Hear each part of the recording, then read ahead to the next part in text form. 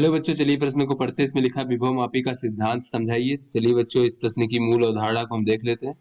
तो बच्चों, विभव मापी हमारी एक ऐसी युक्ति है बच्चों, उसकी सहायता से हम देख लेते हैं बच्चों विभव मापी से क्या होता है बच्चों।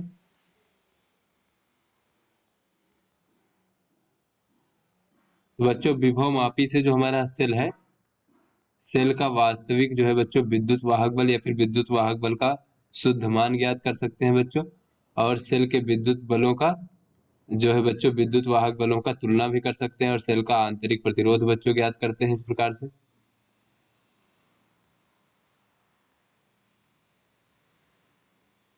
इसके अतिरिक्त जो है बच्चों विभव मापी का प्रयोग जो है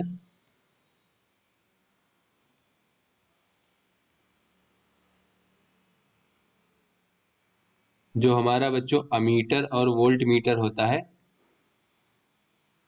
उसके अंश शोधन के लिए भी किया जाता है बच्चों, कि उसमें कितना कितना बच्चों गलत संख्या को पढ़ता है बच्चों, तो उसका अंश शोधन यानी कि कैलिब्रेशन किया जाता है बच्चों अमीटर और वोल्ट मीटर का।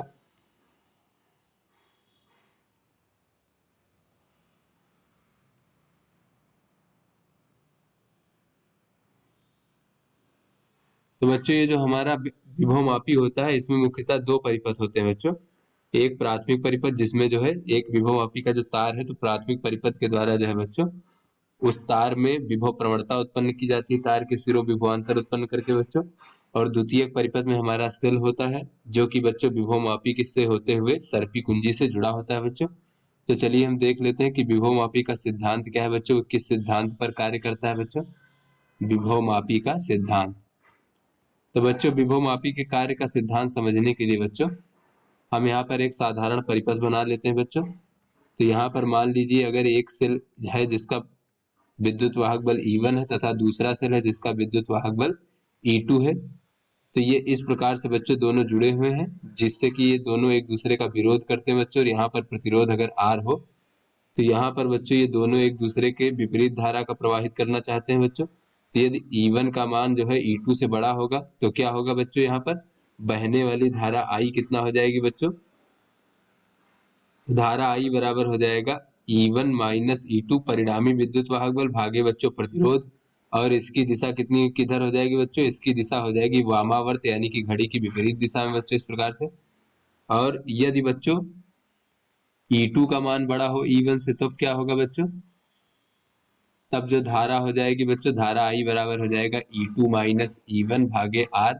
और इसकी दिशा किधर हो जाएगी, ये दक्षिणावर्त दिशा में बच्चों प्रवाहित होगी, यानी कि घड़ी की दिशा में। किंतु बच्चों यदि E1 और E2 के मान आपस में बराबर होंगे, तो जो इसमें बहने वाली धारा का मान है बच्चों, वो धारा I बराबर 0 होगा, इस प्रकार से। तो यहाँ पर बच्चों अगर यहाँ पर हम एक यहाँ पर बच्चों धारा मापी लगा दे इस प्रकार से, तो बच्चों धारा मापी में हमें शून्य विक्षेप प्राप्त होगा। तो इससे बच्चों हमें ये पता चल रहा है कि यदि इसमें से बच्चों यदि कोई एक विद्युत वाहक बल जो है वो परिवर्ती हो, दोनों में से कोई एक विद्युत वाहक बल परिवर्ती हो अगर, तो उसको परिवर्तित करके ऐसी स्थिति लाई जा सकती है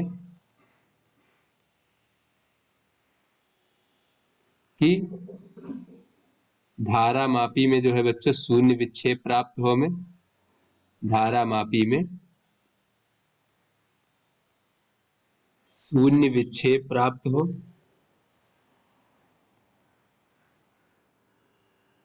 तो इस स्थिति में क्या होगा बच्चों, इस स्थिति में दोनों विद्युत वाहक बलों का मान समान होगा।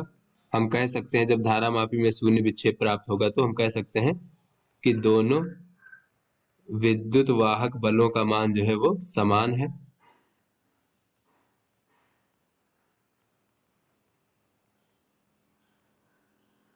बच्चों इसी सिद्धांत पर जो है ये हमारा विभव मापी कार्य करता है बच्चों। तो यही विभव मापी का सिद्धांत है। तो आशा करते हैं बच्चों ये आपको समझ में आ गया होगा। धन्यवाद।